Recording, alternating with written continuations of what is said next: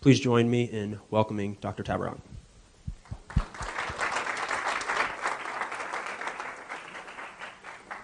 Okay, thank you very much, Brian. And let's get right to it.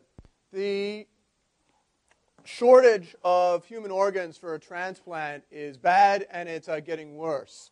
As late as 1992, there were 30,000 people waiting for an organ transplant. Today, there are over 90,000 people. So the list has tripled in a fairly short period of time. Now, we ought to say at the beginning, this is, believe it or not, this is not entirely bad news in the following sense. One reason the shortage has gotten worse, okay, is actually that there are fewer donors from auto accidents and homicides. But as we know, every silver lining has a cloud, and in this case, it means fewer transplant donors. In addition, the drugs have gotten better for preventing rejection of a transplant. So more and more people are now available, could now make use of a transplant who before would not have been medically appropriate to give them a transplant, not medically possible to give them a transplant. The tragedy is that the improvement in these drugs and the surgical techniques has come, and yet the organs are not there. So all of this technology is not being put to the use which it could be used for. It's not being put to good use because there's a bottleneck. The organs simply are not there. This is an extremely serious problem. There are, as I mentioned, 90,000 people on the waiting list.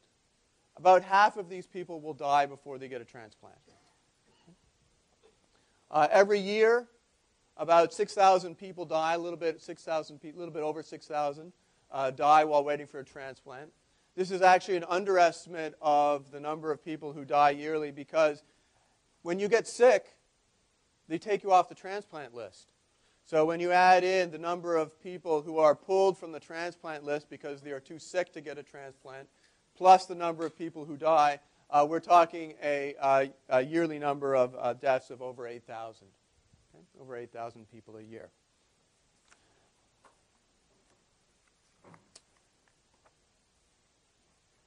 The problem here is a tragedy in the sense that it's unnecessary. It's unnecessary. Okay?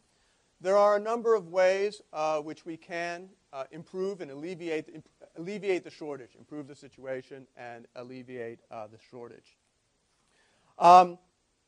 One thing which has happened is that we're using living donors for kidneys, especially, but also for liver. Okay? Living donors are becoming much more common. In fact, as of 2002, for the first time ever, the number of living donors actually exceeded the number of donors from cadavers. Right? Now, in one sense, this is a good response. Okay? In another sense, this is also a tragedy, in that there are thousands of useful organs which are being buried and burned, which could be saving lives, but instead they are being wasted. Instead of using those organs, which have no use to the owner, okay, we are having to cut open living people. Now, I want to be clear in that I am very much in favor of anybody who elects to donate an organ. I mean, this is a heroic thing.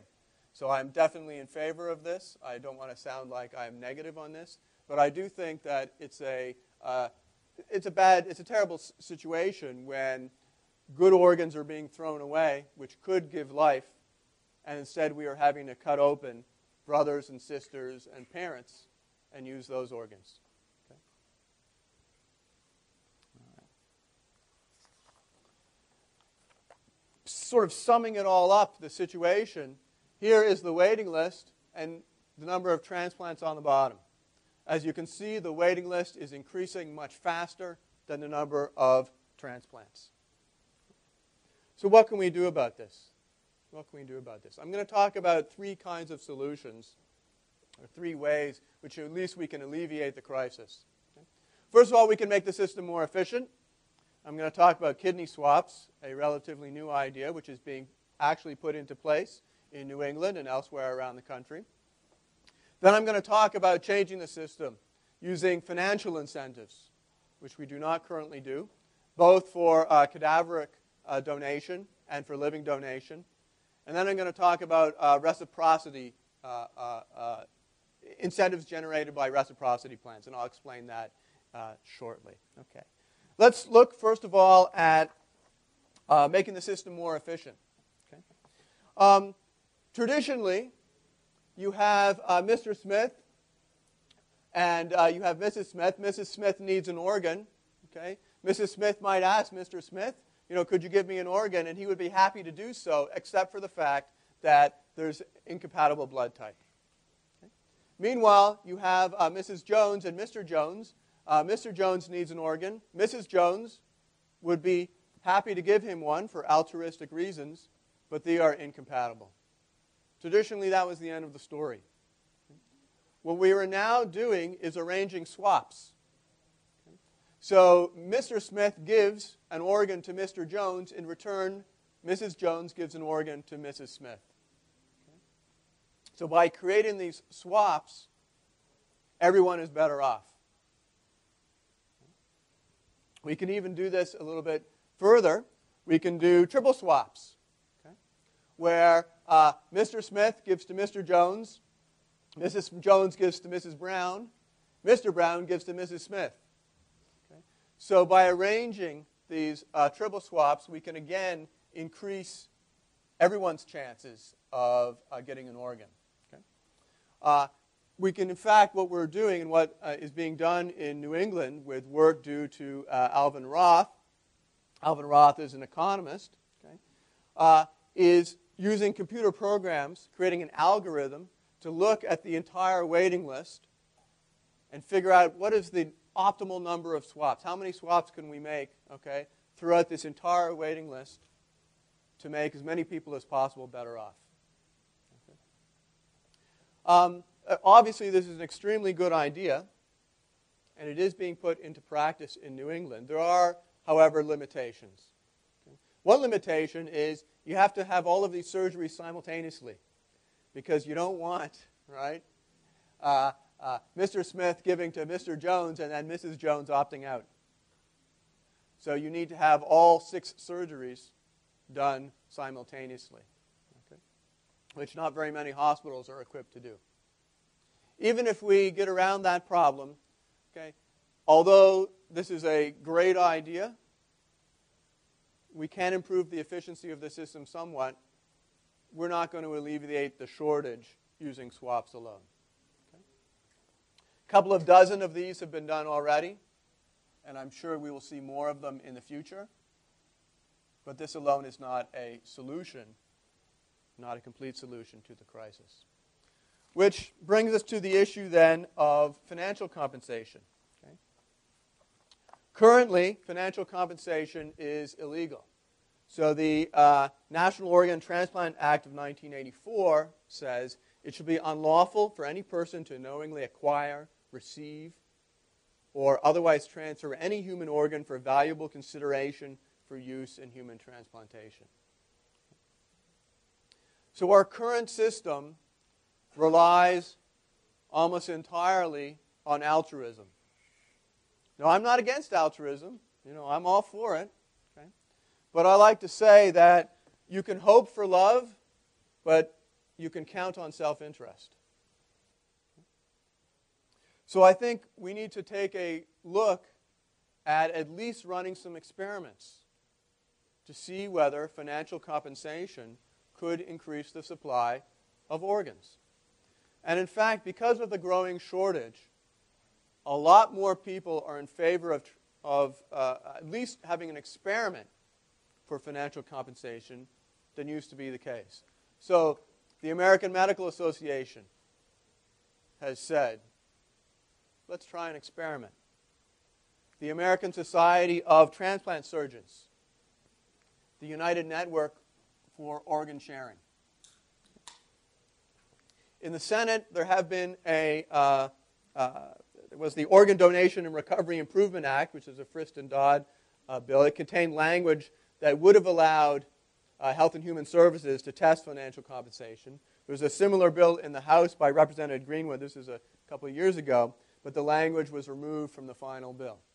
So as of yet, it is illegal to even test the idea of financial compensation, but support for running some tests is growing because the shortage is getting worse.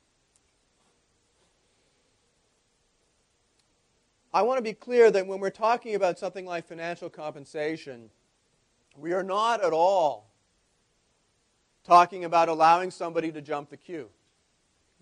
So we can offer financial compensation to the suppliers of organs, either the families of the deceased, help pay for funeral expenses, for example, or we could offer compensation to people to sign their organ donor cards.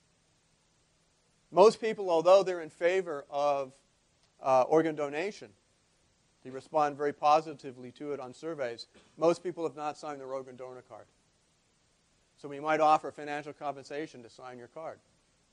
Okay. For a while, Georgia gave a discount on getting a license, getting a driver's license. They gave you a discount if you signed to be an organ donor, but they have since stopped that program, unfortunately. Okay. Well, we're not talking about it all, so these are ways in which we can increase the supply of organs. Okay. None of this has anything whatsoever to do with going on to eBay and having some wealthy person buy an organ, okay, to be able to jump the queue. These are completely different topics. Okay. All right. The way this could be handled is something I think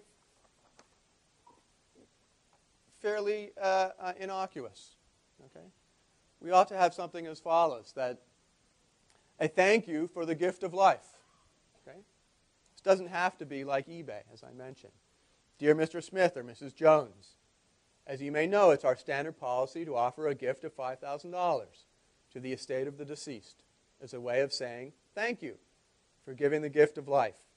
The money can be used to offset funeral or hospital expenses, to donate to your loved one's favorite charity, or simply to remain in the estate. No price can be placed upon the many lives that can be saved by your gift.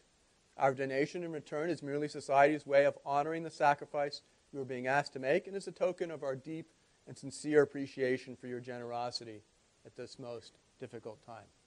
I think most people would not be offended by that.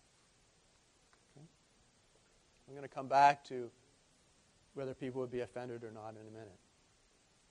Let's look more radically. What about financial compensation for live donation? As I mentioned, because the shortage has become so extreme, the number of live donors has increased tremendously. And in some years has even exceeded the number of cadaveric donors.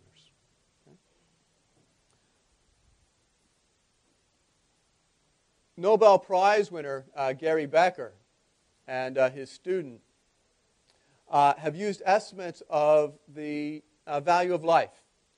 That is, economists can look at how much people are willing to pay to take on risks, to work in a riskier job, for example. Okay? And from calculations like that, you can calculate a value of a statistical life. So the Department of Transport uses a value of statistical life, okay, to calculate how much should we spend on roads and improving the safety of roads. Okay? If one life can be saved here, is that worth $5 million expense, $10 million, $2 million? It's usually about $5 to $6 million. Okay? Using calculations like that, as well as figures on the danger, and there's a small danger, it's small, of giving a organ, donating an organ, donating a kidney or a liver, a little bit less common, the liver, part of the liver, okay, but donating a kidney. They've calculated that the supply of live kidney donors would be very large if payment were in the range of $15,000. Okay. This figure is consistent with actual payments which have been made to donors in poor countries, okay, sometimes under the table, sometimes legally. India was more or less illegal. It was more or less legal for a number of years. It's now less legal. Okay, it still happens. Oddly enough, Iran is one of the few countries in the world where payment to an organ donor is legal. And the reason for that is kind of interesting, is that their interpretation of the Quran is that it is not right to use a cadaveric donation, okay, to use a donation from the deceased. So because they cannot transplant or do not transplant organs from the deceased, payments for live donors are actually legal in Iran. Okay? And given adjusting for the standard of living and so forth, these numbers are fairly consistent. The numbers that Becker comes up with are fairly consistent with what people are actually paid in poorer countries. So they estimate that a payment of $15,000 would increase the transplant supply by 44%. It's a big, big increase. Well, is this repugnant? Is it repugnant to offer compensation for a gift of life? And I think most of us have some queasiness, about situations involving money and death and dying. Okay? I understand that queasiness. My issue is this, is that what are we going to listen to? That slight queasiness we may have, or the fact that half the people on the waiting list will be dead within the next few years? To me, I'm willing to overlook that queasiness and to say, no, it's a much more morally important.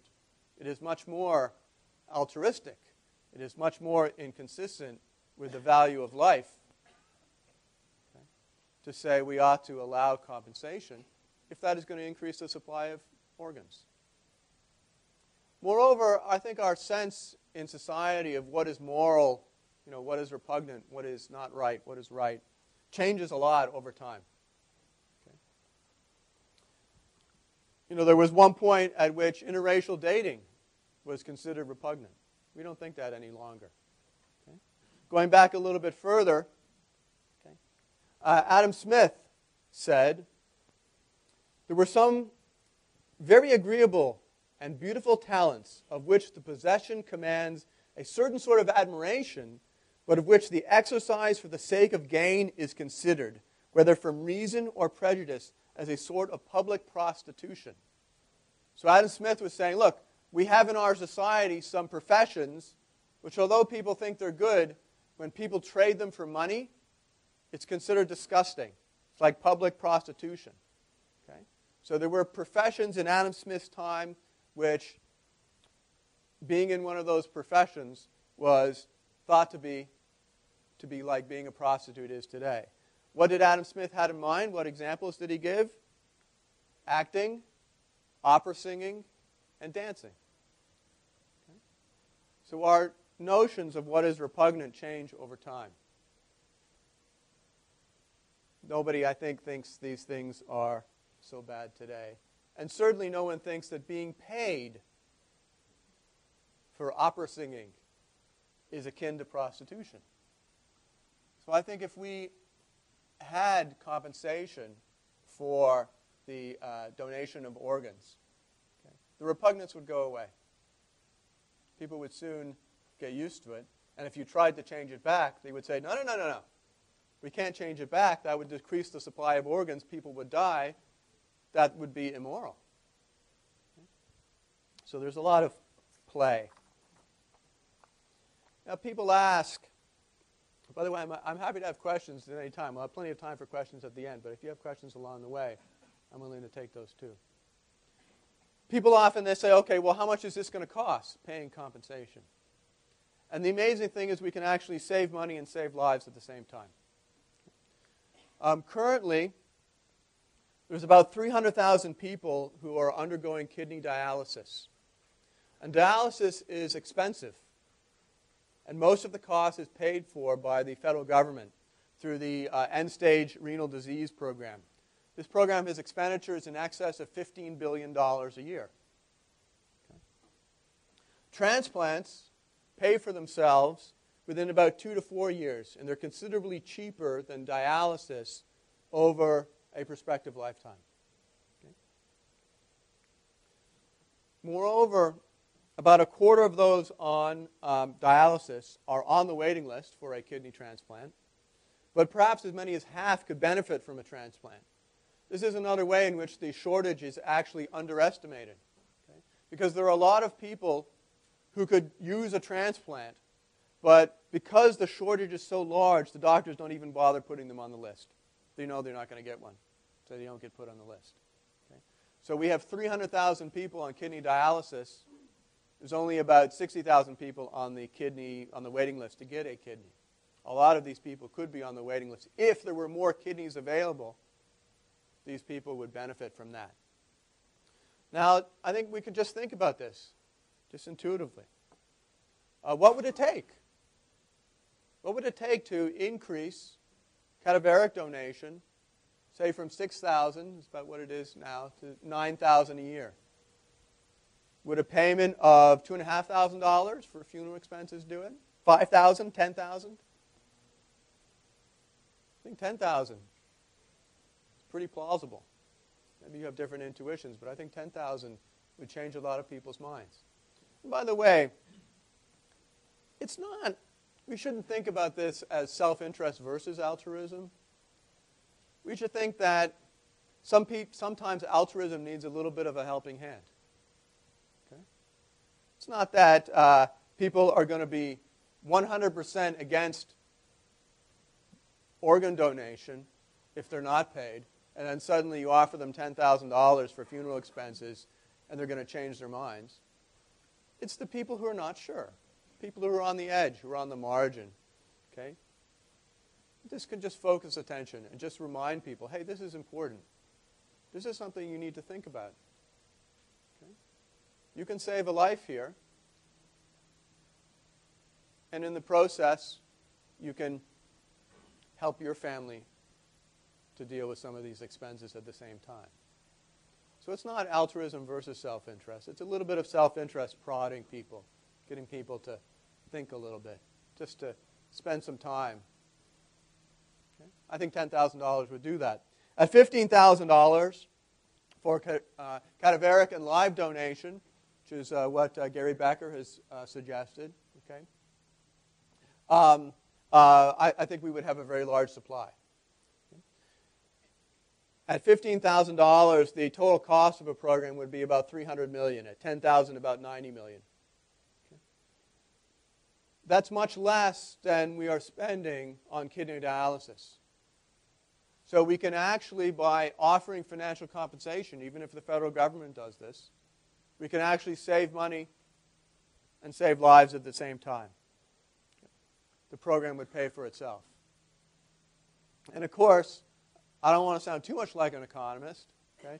When I say the program could pay for itself, more importantly, we could save lives.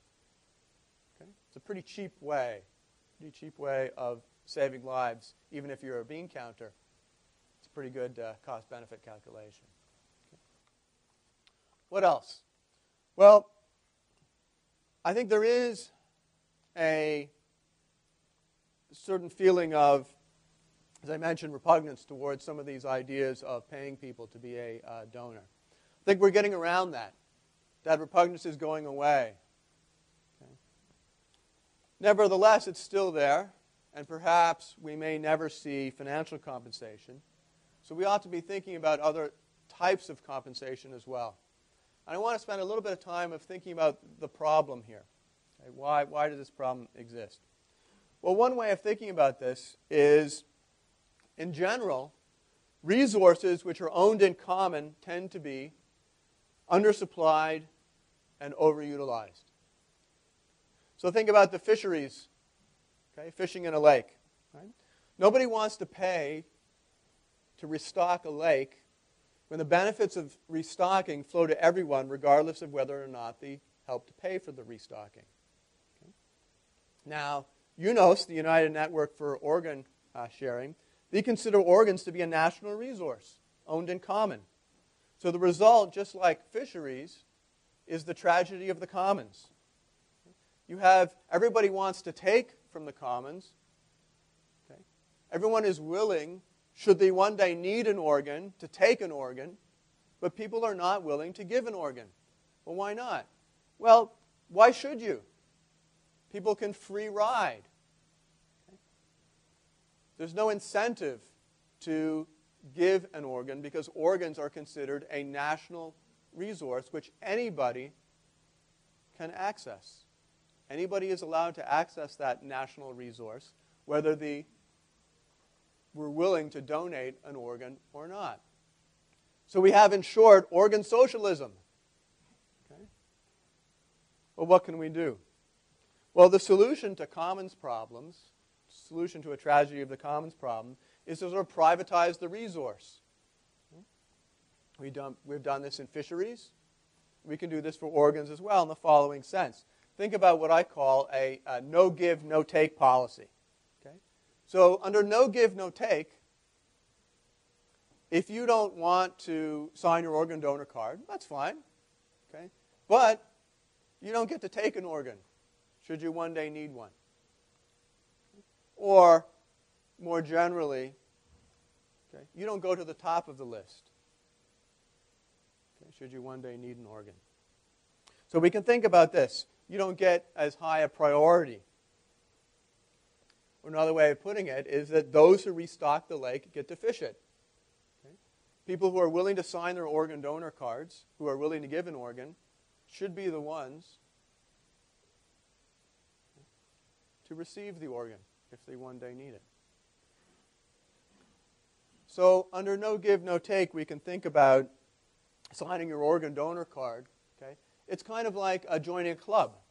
You know, the club of people who have agreed to share their organs should they one day not need their own. Or you can think about it, it's the price of insurance. Signing your organ donor card should be the price of insurance. Okay? It's the price you pay so that if you one day need an organ, you are part of the club. You are part of those who have provided the resource. You are part of the club which has agreed to restock the lake. Okay. The advantages of no give, no take are, I think it satisfies most people's moral intuitions. That those who give should be those who receive. Okay. It also can be implemented fairly easily by adding points to the current system. So if you sign your organ donor card, currently the organs are allocated according to a point system. You get a certain points for the time which you have spent on the waiting list. You get a certain points for the quality of the match. You get a certain number of points for how sick you are, or how healthy you are, actually. Okay? You also should get a certain number of points if you had signed your organ donor card.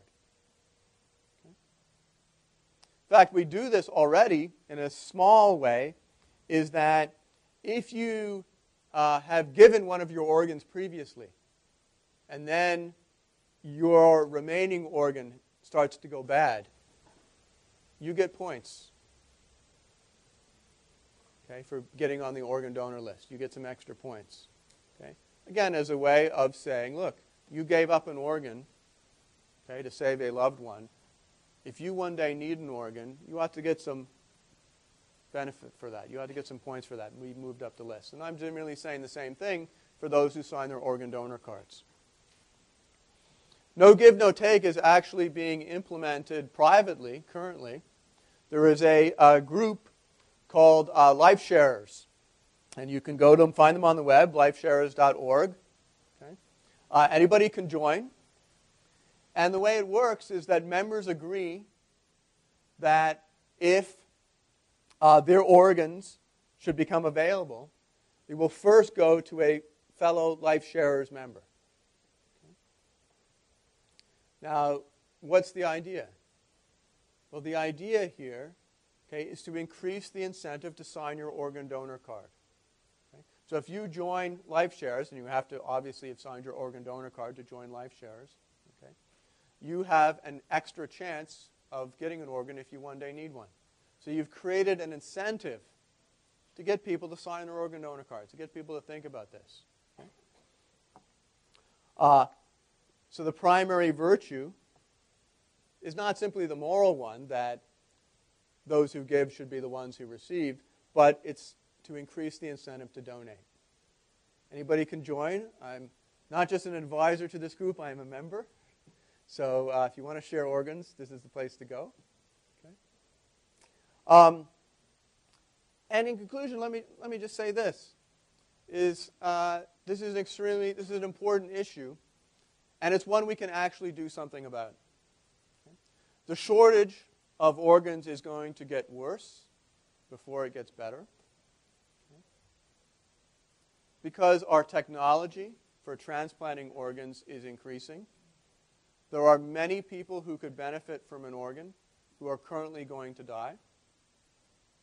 But we can do something about it through making the system more efficient, through offering financial compensation, both for deceased donors and for live donors, and for thinking about reciprocity, thinking about offering points to people who have signed their organ donor card.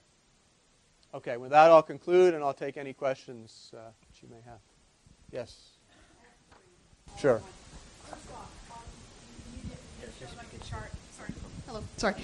You showed the chart of how many, people in need of transplant there are. My first question is, how many of those can be done, be taken care of with a live donation, like a kidney or a liver? Because everything else, it's really hard to donate a heart and still live. Yes, yes. So, and then my second question is, have there been studies or polls or surveys done as to why people don't want to sign their cards?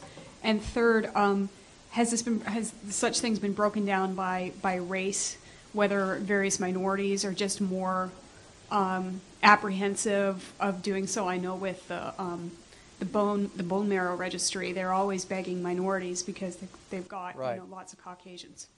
Okay, so let me take those in turn. The bulk of the waiting list is kidneys. Okay.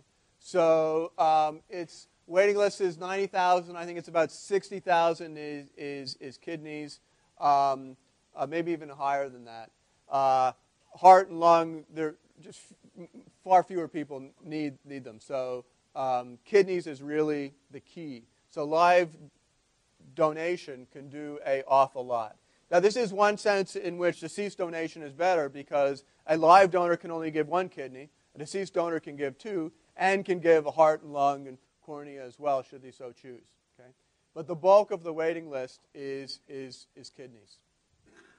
Why won't people donate? There is no major reason. So the major religions, at least in the United States, are all in favor or not against donation. Okay? So of the major religions, there's no prohibition, and most of them are in favor. So the reason that people don't donate or don't sign their organ donor card is they just don't like to think about it. Okay? And surveys on this have been done, and people say they're in favor. In theory and principle, they have no problems with it, but they just don't do it. And I think that the reason is no one likes to think about their own mortality. So there doesn't seem to be any big block. And so I think another way of putting it is there's some uneasiness about thinking about your own mortality, and there's no incentive to do it. There's no incentive to sign your organ donor card, because you can get an organ whether you're a donor or not.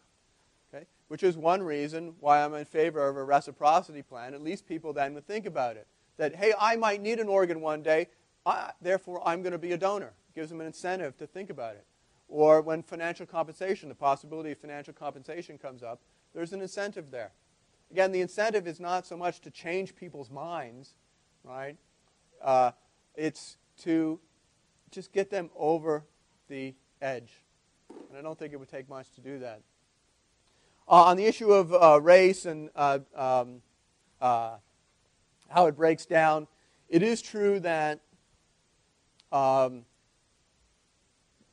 it is more difficult to get, for example, African Americans to sign their organ donor card there. And I think for obvious reasons, Tuskegee and things like that, there is a feeling in the community of less trust.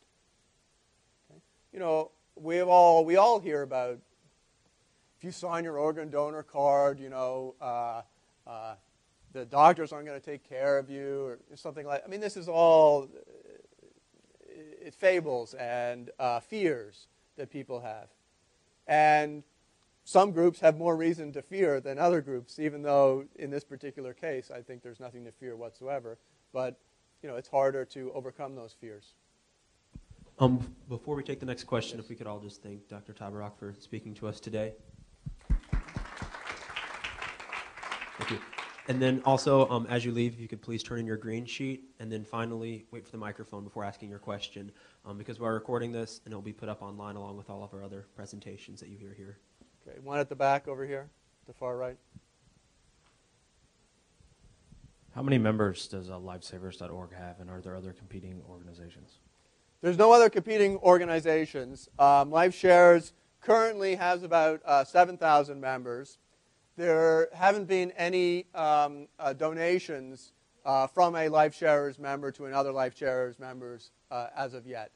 So currently, LifeSharers, I think, is bringing a lot of attention to this issue, but has not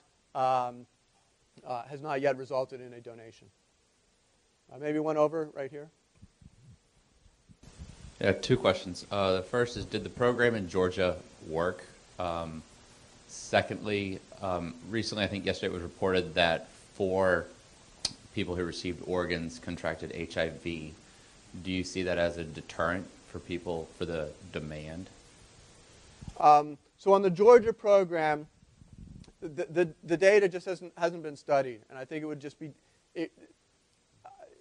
so I don't know, and I'd like to get that data actually to find out how many people signed up when they got a discount. It was only a small discount, about $9 on their license, but I'd like to know that, and the data, as far as I know, is not available. But I'd like to get it and answer that question. Well, on the contraction of AIDS. Remember, this is for people who received an organ, right? And, well, they're not worse off, right, having received an organ. Maybe they're certainly worse off than, you know, if the organ had been properly tested and so forth. But, I don't see the demand diminishing because of that. I think it's a very unfortunate series of events, and I don't know what the cause was, where the breakdown was. But we have very good tests. So as far as I know, there is no medical reason why that should have occurred. There was some error along the line in testing these things. It was assumed that the donor caught it sometime 3 weeks prior to dying. Right. So, well, that's, that's life, right? These things, it's a terrible event, but it's a very small probability. Over here, and then we'll come back. You're talking about when financial compensation, it's coming purely taxpayer funded. And I'm just saying, has there any been studies or proposals about having the insurance company or the recipient paying for that? And now I'm not talking about, obviously, the eBay example where the richest get the donation, but I mean, I imagine that, $15,000 is the number you use, but I imagine the inelasticity of that demand is, if your life is on the line, it well exceeds $15,000 for a kidney donation. And just if the recipient is willing to pay so much more than $15,000 and the donor is obviously willing to receive more than that, first of all, I mean, I would imagine a black market would eventually arise. But how do you set that $15,000? Where do you determine that number? Right. Well, yeah, so this could easily be done by private insurance companies, right? The insurance companies pay for the doctors to do the transplant. They pay for the nurses. They pay for the hospitals. So there's no reason why, as part of insurance, there ought also not to be a payment for the organ. Okay? And indeed, given that the cost of a transplant is $255,000 to $300,000, an additional $15,000 is not a big deal. And when you consider that, as you mentioned, the demand is really high, this makes the value of the insurance a lot more, right? If the insurance can not only pay for a doctor but increase the supply of organs, then the value of the insurance is a lot higher. So it's a win-win situation for the insurance companies. The insurance companies would want to offer such a service if they could, because demanders would want it. As to how the price would be set, I agree it wouldn't be quite a standard supply and demand type market, but we could start off, at 15,000 or at 10,000, right, and just raise the price, okay, until the shortage has been alleviated, to everyone's satisfaction. So we can, experiment with that. The reason I mentioned the federal government paying for this is simply because the federal government is already paying for kidney dialysis. And it is expensive. It's an expensive program. And so the federal government could actually save money by offering compensation for kidney donors. Over here. Thank you again for coming to speak to us. You've offered a lot of insight and many perspectives, so we appreciate that. My question is, several people had told me that they have not signed their driver's license to be an organ donor, but that they don't necessarily not support it, but if and when the time comes that they will donate the organs. But the reason that they do not sign their driver's license is because they're afraid that the doctors will see that and not want to keep working to save their life. And in my mind, that's absolutely ridiculous, but since several people have brought that up and made that their point, it kind of has gotten me thinking. So I was just curious to know your thoughts on that. Yeah, I mean, this is the sort of, although it's really an irrational fear. I mean, the two teams are completely different teams, okay? And there's, the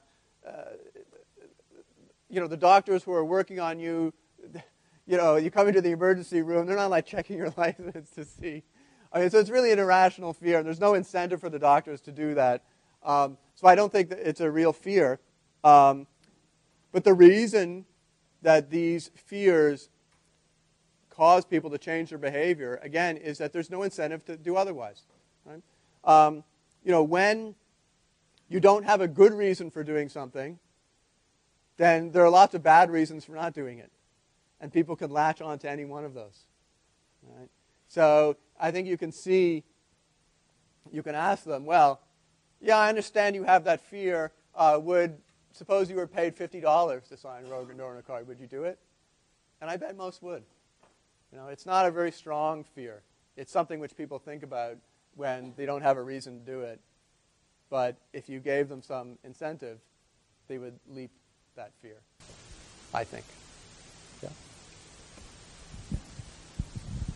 Thank you. I just have three things, one of which is, as you were talking about partial reciprocity, it struck me, and I don't know if this is still in place or if this is a 2 decades old rumor or rule, but the blood donations used to at least have a partial reciprocity rule, whereas if you needed, and I don't know how they determined this, it wasn't that somebody got blood and somebody didn't, it was more of a partial reciprocity that you got bumped up on a list in case of a shortage or something like that. So I just wanted to point that out, and if you had comments on that. Secondly, part of besides just talking about repugnance as a broad category, you have the issues regarding the fact that this will be a transaction entered into, at least by the donor, that isn't necessarily with perfect information. That's always a problem with any transaction, but also with pressures upon them, and I'm thinking particularly in terms of those around them.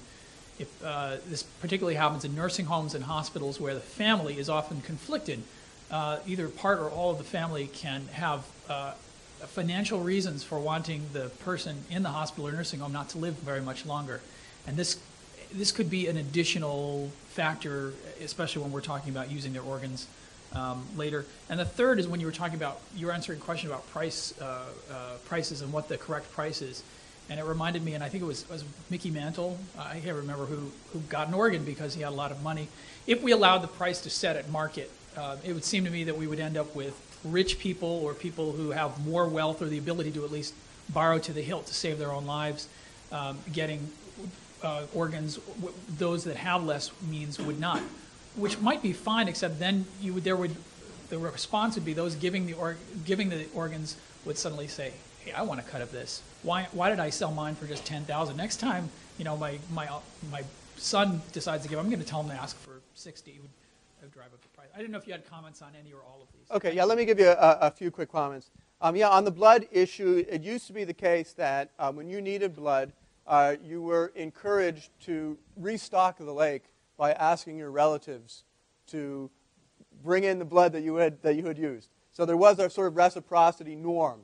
Nothing that was enforced strongly, but there was a norm, and this is a similar norm which I'm proposing for organs.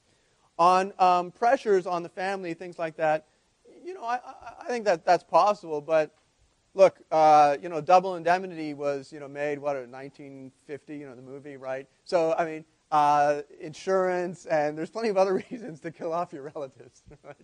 And we don't say, we shouldn't have life insurance, okay? Life insurance, we have to get rid of life insurance because that gives people the incentive to kill their relatives. No, we think that the value of life insurance far exceeds the dangerous and small incentive that it creates to kill your relative. Though, when my wife says, you ought to get a bigger insurance policy, I do sometimes wonder. On the final point, the Mickey Mantle thing. So, yeah, again, we have to make a really big distinction between offering compensation to the donors of organs and allowing people to somehow jump the list through money. You can offer compensation to the donors without at all letting money decide who gets on the list. Now, in the Mickey Mantle case, there was no, when this was investigated, there was no obvious signs of corruption. I think what rich people do and can do is the network for giving organs is not national, it's regional. Okay? So if so the shortage is less in some regions than it is in other regions. And what people who are wealthy and informed can do is go to a hospital in a region where they're more likely to get an organ. And I think that's what Mickey Mantle did. So that's not illegal, and maybe it's not even unethical, but it has to do with the fact that the organs are not allocated on a national basis. They're allocated on a regional basis, and in some regions the shortage is less. So if you can go to one of those regions and wait around, until an organ comes available, you're more likely to get one. Okay. My question I think it was because you were in response to somebody who said, why not have the insurance companies pay for it? Why not have the person accepting it pay for it? It's worth something to them. And I guess that's what led me to think, well, if you took this to its natural conclusion, it bids the price up on both sides of the equation. Thank you. Okay. All right. Thank you all very much. I'll be here if anybody wants to ask any more questions, but thank you.